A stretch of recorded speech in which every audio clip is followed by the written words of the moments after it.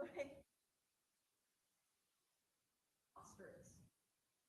Drunk.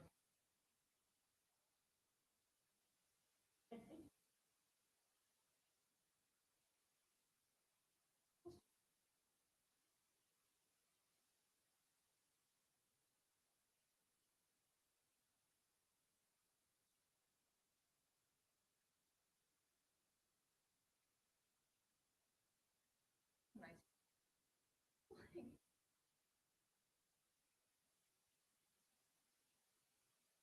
usually have these. They're like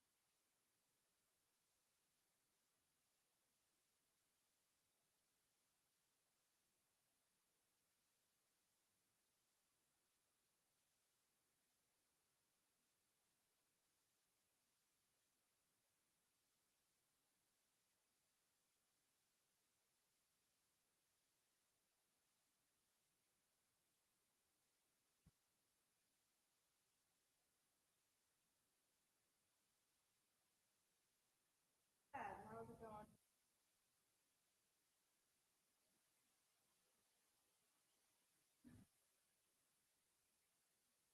Almost Friday. Just recommending eating. I'm like tomorrow's Friday. Tomorrow's Friday.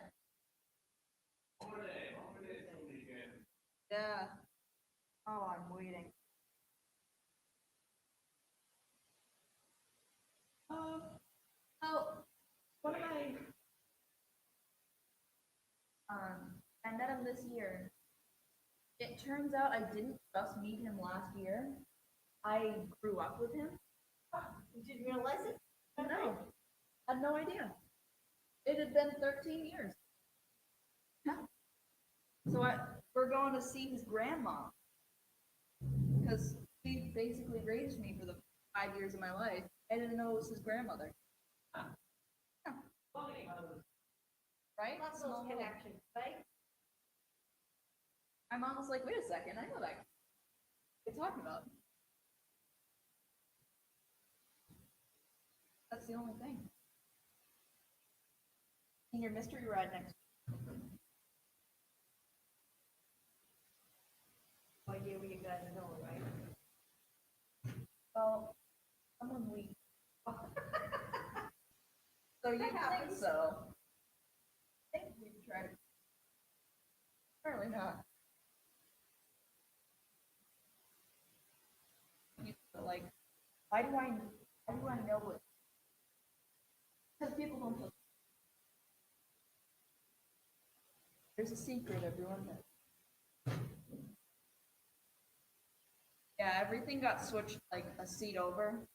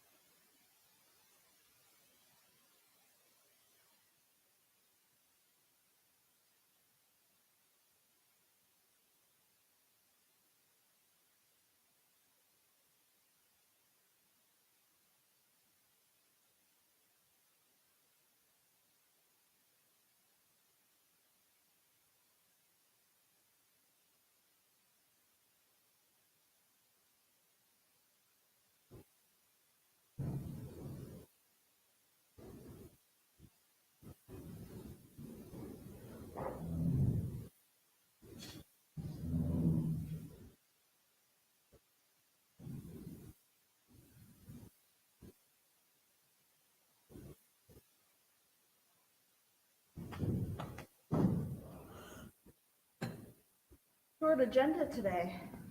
What's that? Short agenda today. Only one presentation. I don't want to jinx Don't anything. say that, because you don't have to change. Well, there's good news and bad news with Oakland Utah. Yeah. Right?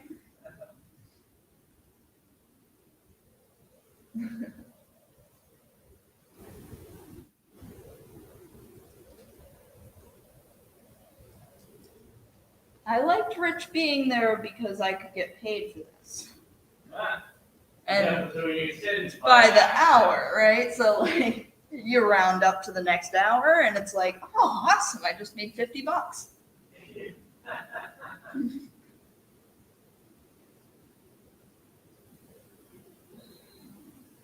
Counting on you, Zeke, now. Oh, Extend these meetings. your paycheck.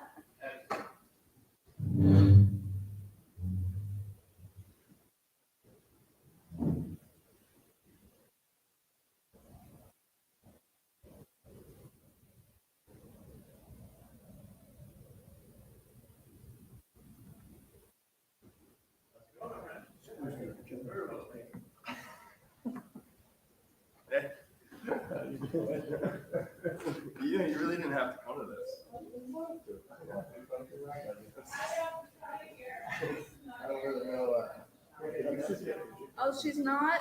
I am once they announce it. Okay, you sure you don't want me to I take hope it? we weren't planning on hanging out and not having a beer. Okay. Okay.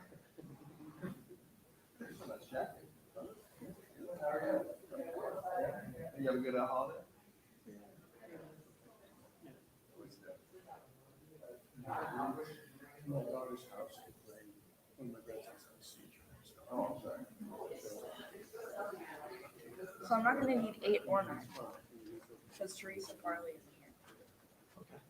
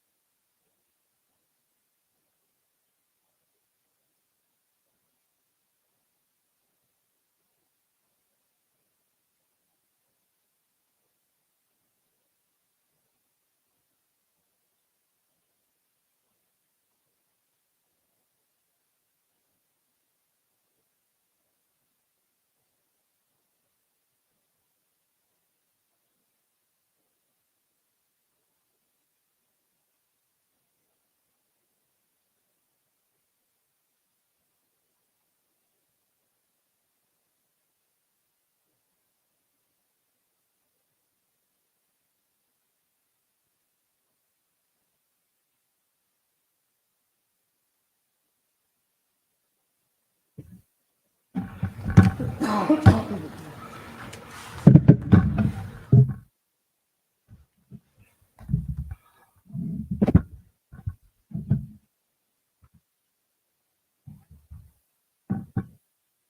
your screen, It's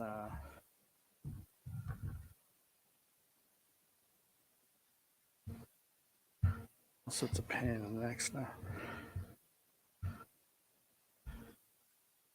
Is Sarah joining us today? Yes, She she is will be still along. Dealing with a couple of issues with that. So Is that my PowerPoint up there? My slide's not PowerPoint. are you all set, my friend?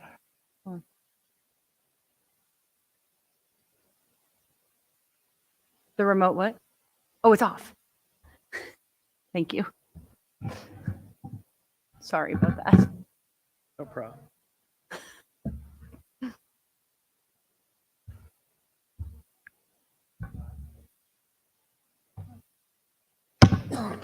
I will call the meeting to order. Apologize for the lateness. We were finishing up a couple of things. I'd ask to stand if you can to join me in the Pledge of Allegiance. I pledge allegiance to the flag of the United States of America and to the republic for which it stands, one nation, under God, indivisible, with liberty and justice for all. Thank you, everybody.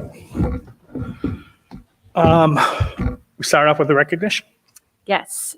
Tonight, I wanted to call forward Mr. Sam Horstman, who is here to represent the Mass Tank Sales Corporation, which is a local back. company here in Middleborough. And I wanted to recognize that they made a donation of $500 to the Family Resource Center this December in lieu of a holiday gathering. They donated the funds that they would use to celebrate to donate to our Family Resource Center. So I wanted to welcome you and thank you very much. Thank you very much. Appreciate it. Happy holidays to everyone. Could you tell us a little bit about Mass Tank? Mass Tank is a fabrication company. We have a fabrication and a inspection and service company. We're just up the road here and on Abbey Lane. My father bought the business 25 years ago. I just started working with him about a year ago, and it's a lot of fun. We build tanks for the fuel oil industry, for the confectionery industry, a variety of different industries, and we serve companies and both public and private throughout the country, really, but mainly focused in the New England region. Well, thank you. Thank you for a generous donation. And we appreciate it. Absolutely. Yeah. Thank you. Next on our agenda is public comment. Does anyone wish to speak on something not on tonight's agenda? Seeing no one, I will move on. Any school committee member have anything they wish to bring up? Excellent. And with that, I'll turn it over to Nathan. Nathan, go right ahead. Awesome. So there's not too much to say. So starting off with the MEC, there's not too much to report, but it seems like everyone took time during vacation to relax and do some fun things. It is great to see all the smiling faces back in the school.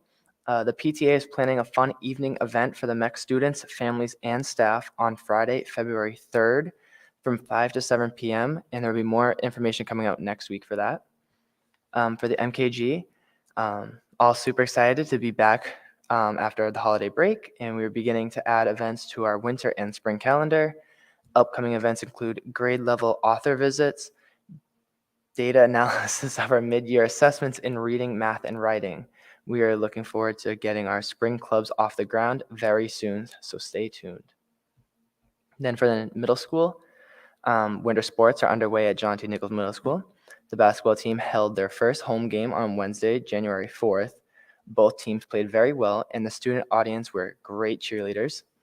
The musical Annie rehearsals are going well, and the 3 shows are scheduled for Friday night, January 27th, and Saturday afternoon and evening on January 28th. The next Builders Club meeting and GSA meeting is on Tuesday, January 10th. Nichols Middle School is organizing a student advisory board. This is a group of students that will take part in sharing their perspectives as a student and sharing ideas to support the school culture. We look forward to this group beginning in the next few weeks. And finally, Nichols Middle School is organizing after-school tutoring and homework help to begin in late January and extend until May. More information will be going home to the families the next week or two.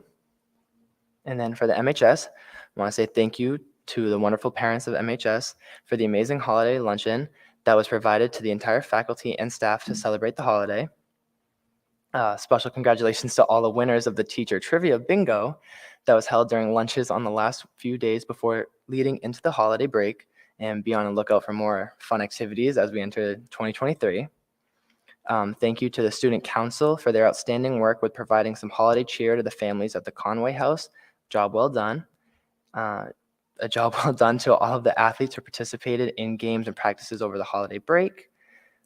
Thank you to everyone who participated in the holiday food drive this year. There was a total of 2,000 pounds of food that was collected to help fight the hunger in our community. So again, thank you to everyone. The MHS School Counseling Department will be hosting their first of a three-part workshop series for juniors and their families on Wednesday, January 11th at 6 p.m. in the MHS Auditorium. The class of 2023 Mystery Ride will be held on Friday, January 13th, and is on a mystery location, and buses will leave MHS at 5 p.m. and return to MHS after 11 p.m. And the cost to attend is $50. And then finally, there's no school on Friday, January 13th, due to the full day professional development day for Middleborough High School. Thank you, Nathan. Does anyone have any questions for Nathan? Thanks again, sir. Thank you. I'll turn it over to the MAA. It's not quite co-presidents tonight, so welcome. Good evening, everybody. Sam was feeling a little bit under the weather, so she went home. She's still not quite recovered from her bout with her illness over the break. So Sam and I had a long discussion about how we wanted to recognize some of our staff members. So each month, we are going to spotlight a few members who we, the MEA, feel are supporting the district and or school level initiatives or activities. These activities are, or could be, above and beyond their normal duties that they have. And they're supporting our schools and our community at large. So this month, we are going to recognize staff at the pre-K to 5 level. At each of the 3 schools in December, the music teachers organized a sing-along. We want to thank Katie Iverson and Lou Florio at the MEC. I heard there was a guest conductor, and we want to thank Mr. Gopiel for that. At HBB, we have Scott Dawson and Katie McGovern, and they organized a sing-along as well and some band performances.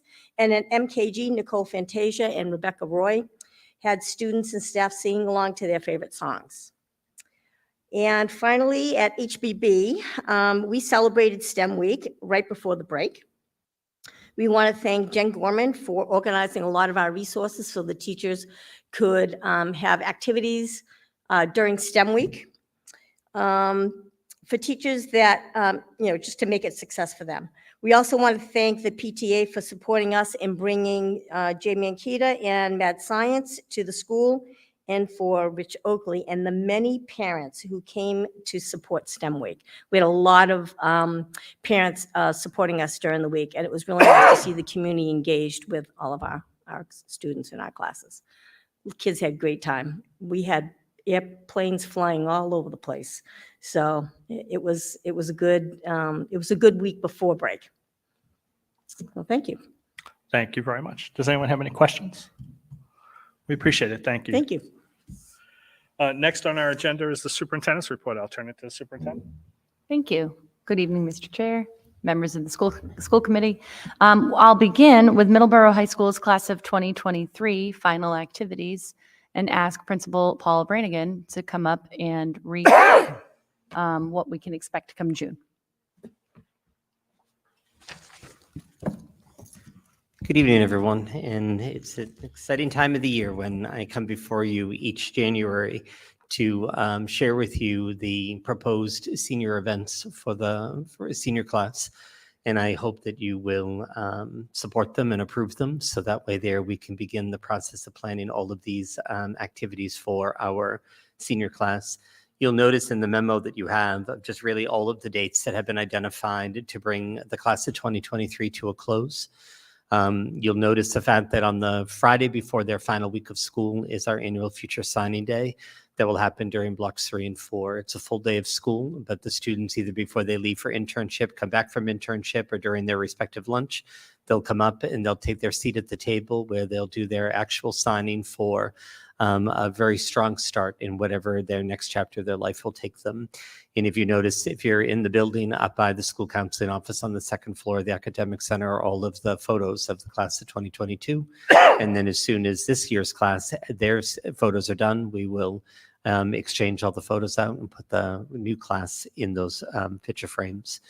On Monday, the 22nd, 23rd, and 24th, you'll notice is our final exam schedule.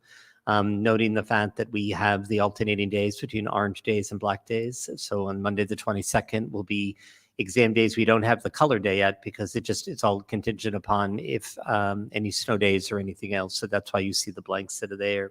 But you'll notice the fact that it would be our every other day courses. On the 23rd of May would be a full day of school, and we would do exams blocks 3 and 4 for all seniors who have a block 3 and 4 class. And then on Wednesday, the 24th of May, would be an early release day for the senior class only at 10:15 at the conclusion of their block 1 and 2 exams. And that will mark their final day of school. On Thursday, the 25th, will be considered a makeup day. It will also be a senior class meeting that will begin at 9 a.m. and then followed by the yearbook distribution and, of course, the annual senior barbecue, which will be held outside here on the quad. On the 26th is a senior makeup day if needed, but there would be no reason for seniors to come onto campus that day until that evening, as we will celebrate their annual senior memory night that will take place at 7 p.m. here in the student commons. Obviously, we go into the holiday weekend, and then, of course, senior week officially kicks off on Tuesday the 30th with their senior breakfast, rehearsals, and, of course, that evening, the senior prom, which has been contracted at Granite Links in Quincy. Wednesday, the 31st of May would be scholarship night, which is an invitation-only event that all of our seniors who will be receiving a scholarship of any kind would be invited to this event on that evening. Followed by the first, which would be, again, rehearsals out in the stadium, cap and gown distribution, and then, of course, senior last assembly that will be taking place here in the auditorium beginning at 6 p.m. And then lastly, one of the most special events of the week is the annual senior walk that will be taking place on Friday, June 2nd, which will take place after their final rehearsal. And then lastly, the big day, the big event is on Saturday, June 3rd, out at the MHS Stadium with a 6 p.m. start for the official graduation for the class of 2023. So the reason why we bring it to you for your approval is that after it is approved, if it will be, then basically we send out a formal letter to all of the members of the senior class and their families about the importance of the next many months leading up to graduation, making good choices and making sure they're not doing anything to jeopardize academically or socially, making sure that they can finish strong. So we appreciate your consideration with this. Oh, and I meant to say that we actually have a very big event next Friday night, which I can't tell you anything about, which is our annual mystery ride. Where the senior class will board buses next Friday, very late in the day on Friday, late afternoon, for their mystery destination for the senior class. So we're looking forward to that event next Friday. Thank you, Paul. For the purpose of discussion, Chair will entertain a motion for the approval of class of 2023 final activities. Do I hear a second? Discussion. Anybody? Paul, this is our normal process for each year, and this is having sat on this board for a while. You usually bring this to us. I think the only thing that changes over time maybe is where the senior prom is.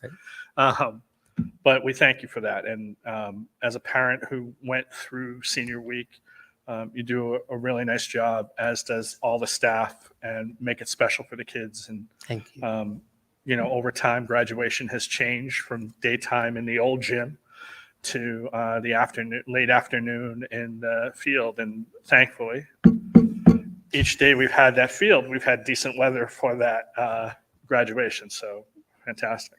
Yes, indeed. Any other questions or comments?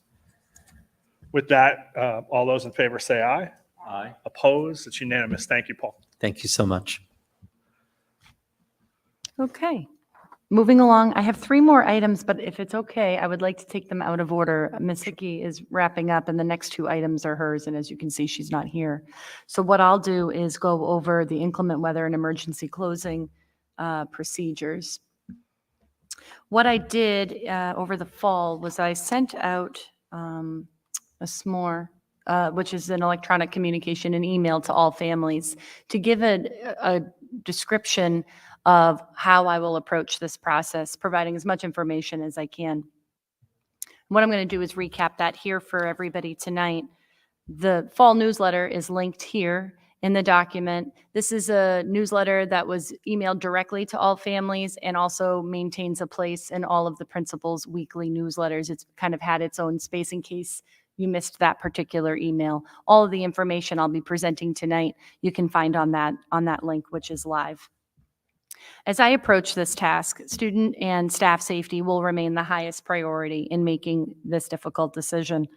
All efforts will be made to make that decision as early as possible, which is 5 a.m. the morning of, if not earlier, which could be the night before. So I want to talk a little bit about what an early call means, because to me, an early call is the night before. And that carries a degree of risk, and that's because information changes overnight.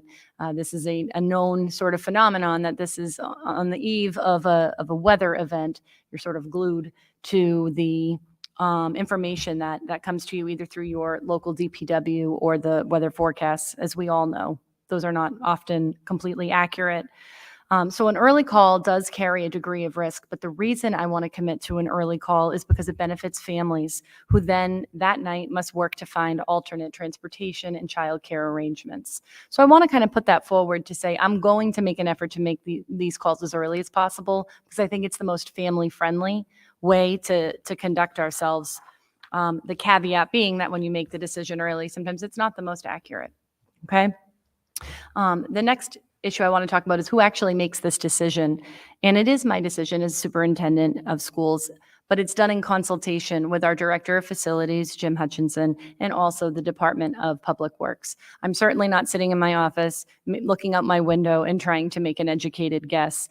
I rely very heavily on the information that's provided, which occurs, really at the start of early evening, the day before, all the way through the night.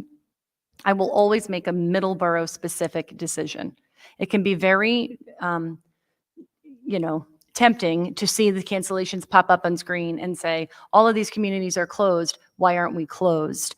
And it's very dangerous, in my opinion, to make that decision based on what another town decides.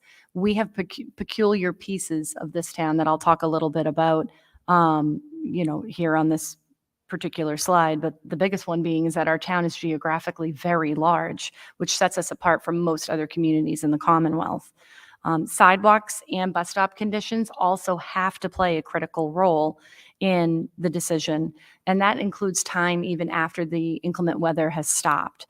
So these are pieces that I'm going to be relying on quite heavily, because whether or not the school has power and the roads are clear are not as relevant to me if the sidewalks are not clear for our children to actually walk to the building. The DPW will have the most up-to-date information on the town of Middleborough, and that will be regarding road conditions. And I thought it was helpful to point out that there is an order to how the roads get plowed here in town, with town roads having first priority, then the school parking lots, sidewalks, and all other town facilities. So again, it really depends on a lot of different factors. So I'm going to talk to you a little bit about those factors, because when you're looking at a decision like this, it's helpful to explain what are the factors I'm going to be relying upon. The first is, of course, road conditions, snow accumulation predictions, building conditions, which would include heat and electricity to the facility, parking lot conditions, air temperature and wind chill. And again, what that's really getting at is time that our children will be waiting out at a bus stop. Estimated time of removal of snow and or ice. I think sometimes we think about days like this and only think about snow, but there are times where ice causes a cancellation as well. Weather predictions, of course, play a role, but I almost wanted to put a star next to that, because weather predictions are that far down on the list because they are often inaccurate or accurate for certain pockets of our state. So I have to consider that. And then lastly, there is consultation with other area superintendents. I have a very large network, not just towns that touch Middleborough, but towns that are similar in size, towns that are often compared to Middleborough for other purposes. So it's not just 2 or 3 people that I'm in contact with. But what I'll caution everybody is that This isn't a scenario where you can make your decision based on what somebody else decides. So I'll always use that as a consultation measure, but what happens in another town, frankly, isn't always accurate or reliable for our purposes. So if the day is going to be called, all schools will be closed. Delayed opening is another option. Rather than close schools for the whole day, a delayed opening might make the most sense. This depends on the type of weather we're getting, and what the disruption might be. Delayed openings will either occur in 1 hour, 90-minute, or 2-hour increments. Those are the only 3 ways you will see a delayed opening. Both lunch and dismissal are not affected on those days. They would occur at the same time. Dismissal would occur at the same time. Pickup times are adjusted by exactly the length of the delay, and I gave the example here. If your student is waiting out at a bus stop at 7:40 a.m., and there is a 2-hour delay, that pickup becomes 9:40 a.m. So you simply add the time of the delay into what your typical process is if you are a rider of one of our buses. Another possibility is early dismissal, but I will kind of caveat this particular point. Early dismissal is the most unlikely situation, and that's because there's always a risk. If you close down schools early in the day unexpectedly, the risk is sending children home on buses to empty houses. That is something that I will safeguard against very heavily, because it's not a safe scenario, and it's really difficult for families, particularly if you work far away. Now there's a weather event. Now you have to get home a few hours before you even anticipated. This is something I will really only use on a quite emergent basis. That said, weather forecasts are often inaccurate, and it is a possibility. So I want to at least talk about it here with you tonight. We do use the same buses and staggered times. So early dismissal would also have to be staggered. There is no scenario where all schools can be released at 12 p.m. It's because we don't have the capacity to be in all those places at once. So what I'll say tonight is that families should do their best to make a plan in the event of this very unlikely scenario. What does that look like? If you're watching tonight and you work in Boston and you're thinking, how am I going to manage this? I'm putting this forward so that families have an opportunity to talk about how that might happen. But what I'll say is, again, this is extremely unlikely, and not a decision I would come to really without pretty compelling information. Another piece involves pre-K families. Our pre-K program runs 2 different sessions, both AM and PM sessions, and I thought it would be helpful for our pre-K families paying attention tonight to understand a couple of things. If school is closed, all of our pre-K programs are also closed. They're not separate and apart. If there is a delay, the morning, that AM pre-K session will be closed for the day, right? Because if we delay either 1 hour, 90 minutes, or 2 hours, you're really cutting into the opportunity for that session to occur. But the PM pre-K session would proceed as scheduled. Transportation delays, I also included this just in general, but transportation delays should be anticipated during all inclement weather and at all levels. And I spoke about this in the SMORE, but I wanted to talk about kind of compounded delay. Because we use those same buses at staggered dismissal, when one bus route is late, all remaining routes on that same bus will likely also be late. So you have to kind of consider that if bus 1 is running 10 minutes behind, that's going to get to the next school. Bus 1 will get to the next school 10 minutes late. So it has the capacity to have this compounded impact. And I do ask for our, everyone's patience during a weather event. But I also want to take the opportunity to reassure our families that our buses are massive and they're heavy. And truly, in any weather event, they're going to weather the elements a lot more securely than a personal vehicle. So you have to think about that as well. I thought that I would also include a slide about parent and caregiver responsibilities, because you might be watching this and saying, okay, what can I do to prepare my family best in the event that we have a school closure? Safety first is going to be always my compass, and it should be yours too. If, regardless of the call that I've made, if you feel or do not feel that it is safe for your student to come to school on that day, you should exercise your own judgment using your best determination about whether or not to send your child that day. That as a parent, as a family, as a caregiver, that is always your call. I also wanted to take a minute to talk about teenage drivers, because when you are young and living in New England and you are driving in inclement weather for the first time, this can be a very nerve-wracking experience. If possible, I would encourage teenage drivers to come up with different alternatives for how to get to school on days of inclement weather. That said, that's not always possible. Oftentimes, our teenagers drive because their families are at work and they have to drive. So in that case, a quick study with your teen driver on some very basic rules could go a long way, and it's really only 3 rules. The first one is to remind all young drivers to drive, to allow extra time. If your normal drive is going to take 15 minutes, reminding a teenage driver that that might take 30 minutes is perfectly okay, but these couple of minutes, this conversation with your child could go a long way. Always to drive slowly, no matter what the correction, no matter what's going on the road. Driving more slowly means you have more time to respond. And then lastly, and most importantly, I don't want them worrying about being late.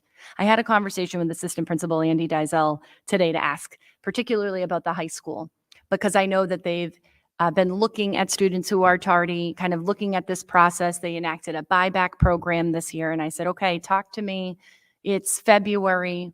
There is no delay, but it's certainly snowing. How can I reassure our teen drivers? And he said, hold on. He said, first of all, they can't worry. I don't want them to worry about being late. In a weather event, there's really always a very generous grace period provided by our buildings. We fully recognize what's going on a morning like that. The bell schedule is given kind of a wide berth on a day like that. Now, what I'll say is, because there's the buyback program, if your student is in a situation where they've been late quite a bit, what they should do is go talk to their administration. But on the day of the weather event, they are not to worry. Safely arrive at school, we'll handle everything else thereafter. How are canceled days made up? The Massachusetts statutes really dictate that all students must attend 180 days per school year, and those days all have to be completed by June 30th. Okay, so this is not a Middleborough rule, it's a state mandated rule. All public schools adhere to it. So anytime there is a closure, that day or days have to be made up before the end of the academic year and are typically made up in June. This is why, as we just talked kind of at length about setting the school calendar, this is why making sure you reserve enough days at the end of the year to account for closure. I mean, here we are in January, and we haven't yet had to do this for this school year, but that by no means means that we're out of the woods. So that's how the days are made up. And how will you be notified? We use an approach that's kind of multimedia. If there's going to be a school closure, you're going to hopefully be able to find this everywhere. So I listed the resources here. Our district website is always a place where you can go to find information.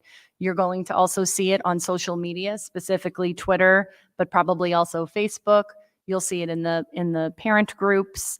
All families will be directly emailed through ClassTag. This is a communication tool we've been using all fall. You regularly get emails. If you're hearing this tonight and saying, you know what, I don't get email, now is the time to reach out to your school so that we have your information correctly.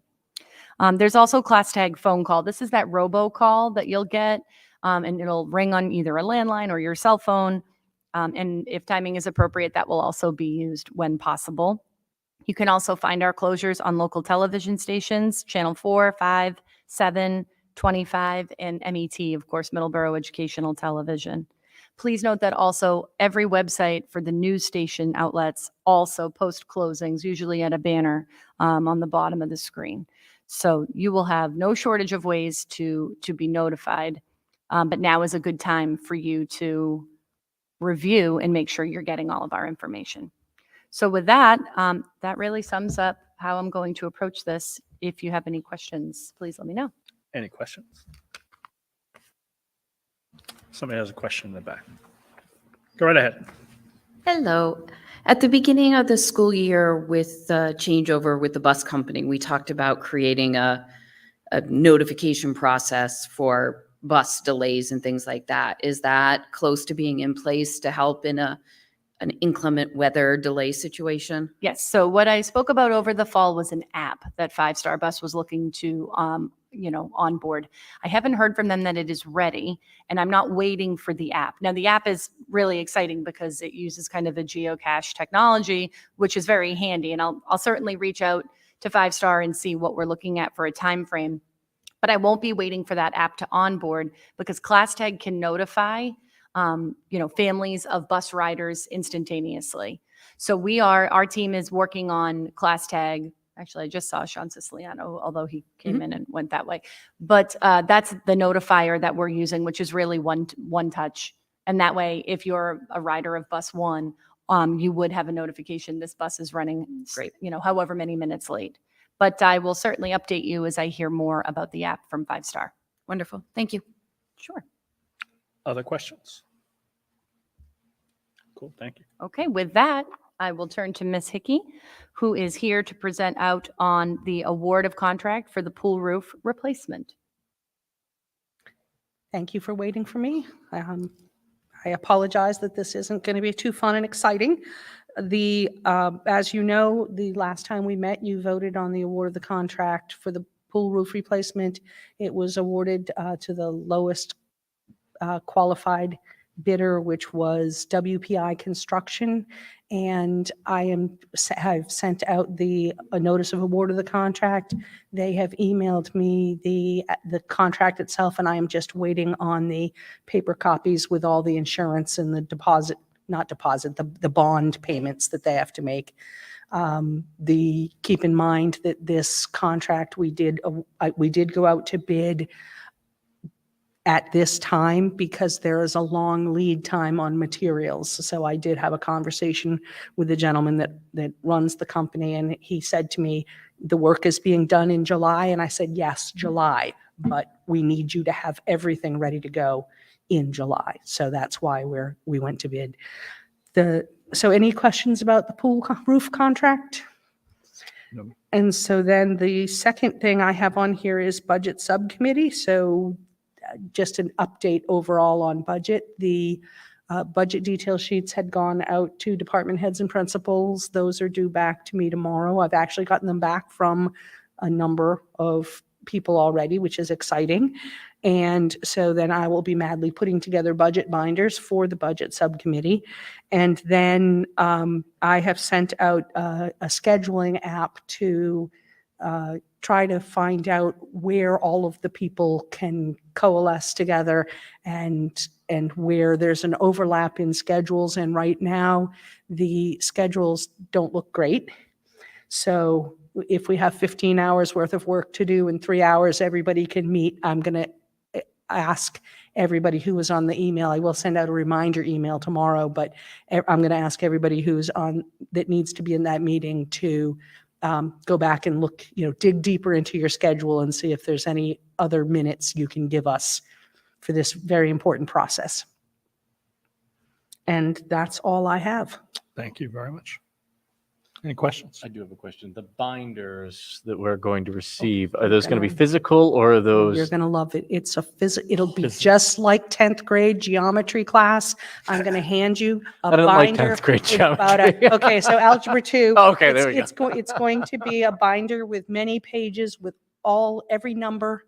So Awesome. when we talk about budget, when I say we, that's the royal we. When school business managers talk about the budget, there's different ways of looking at the budget. So there's a very high level overall view, and then there's a medium view, and then there's under the microscope. You on budget subcommittee are going to be on the other end of the microscope, where we're going to be going through line by line and looking at every single penny that is requested and set aside. And it's from that work that we do that I put together the general presentation that says, the high school is getting this amount for this general category, if that makes sense. Right, absolutely. Okay, thank you It's very going to much. be fun. I can't wait. Any other questions except for giddy excitement? I like Great, thank you. spreadsheets. That completes my report for this evening. Thank you. Next item on our agenda was MSBA Middleborough High School Building Project. As everyone may not know, we're not meeting until next week. So I don't have any updates from what we had previously unless people have specific questions, but we keep it on the agenda. So Chair will entertain a motion to approve the consent agenda. Do I hear a second? That includes meeting minutes and approval warrants. All those in favor say aye. Aye. Opposed? It's unanimous. We have two action items tonight. The first is a donation for an activity for the MEC, which is the Crocodile River. I know it was included, but could you talk about that a little? Sure. So this activity, Crocodile River, is a music and entertainment group, and their mission is to promote and perform African and African-influenced music that informs, connects, and inspires. So if accepted, this donation would be paid directly from Dennis K. Burke, Inc., to Crocodile River in the amount of $2,350 for this activity, which takes place over 2 days. It would take place on February 8th and February 9th of 2023. It's very entertaining. This is a group that has come in the past. It was something that stopped during COVID, and I know the MEC is excited to see its return. Any questions about that? Questions? Chair will entertain a motion to accept the donation. Do I hear a second? Second. Discussion? Other than thanking Dennis K. Burke. And I also know that this was solicited through a PTA member. So that's how it sort of came into being. So we appreciate the MEC PTA doing that work. And also, again, for Dennis K. Burke's generous donation. So with that, all those in favor say aye. Aye. Opposed? It's unanimous. And then the next one is an overnight field trip for the Mass Association of Student Councils, the state conference in Hyannis, which is March 8th through 10th. Sure. Actually, Principal Brannigan, you want to come up and talk a little bit about the conference? This is also a return of something we haven't seen over the last couple of years, which is an overnight trip. This is really the first return we've seen of this at Middleborough High School. As you know, Principal Brannigan is heavily involved with Student Council, having also been recognized for his efforts at the end of 2022. But why don't you tell us about this conference taking place in Hyannis? Sure. Thank you, Superintendent Lyons. The annual state convention for Student Council of Massachusetts is being held, as Mr. Young said, from March 8th through the 10th. It brings about 1,000 plus students from all over the state together at the Resort and Conference Center in Hyannis. And this has been our yearly event. Our last event was a week before, in 2020, literally 1 week before the world shut down. And so the state association is working really hard to bring it back. And ultimately, we are hoping to be approved to be able to bring a delegation from Middleborough to the event. We have a young man who sits on the state executive board, Connor Kelleher, a potential candidate for state president. And we're hoping to be able to bring a delegation as well as our television production program, a number of students who would be filming the entire event to the Resort and Conference Center on those particular days. Great, thank you. Any questions? Chair will entertain a motion to approve the request. Do I hear a second? Second. Paul, again, I just want to thank you because I know you sort of, in the past, made this sort of a mission to the school and lots of kids get to attend. And I know in the past, we've also had students from the high school who have been in various positions, because I believe that's the time they also vote on positions too, don't they? And so we've had a president of the Mass Association of Student Councils to members, secretariat to members of executive team. And so thank you for all you do for that. Thank you. Any very other much. questions? Thanks for your support. All those in favor say aye. Aye. Opposed? It's unanimous. Paul, thank you again. Thank you so much. And two items last on my list is we have a generous donation again. Today seems to be donation night from Hannaford's Helps. Hannaford's consistently donates to our schools in a variety of ways. This is a specific donation of over $1,600 to all 4 of our classes in the high school and to student council. So we want to thank them. I have asked them to come in the past. They sort of are skittish and stay away from that, but we appreciate all that they do. And the last thing, I just wanted to remind people that our next school committee meeting is Wednesday, January 18th. That's the day we moved from. And with that, Chair will entertain a motion to adjourn. So moved. Go ahead, second. Discussion? All those in favor say aye. Aye. Opposed? Thank you very much, everybody. We'll see you the 18th.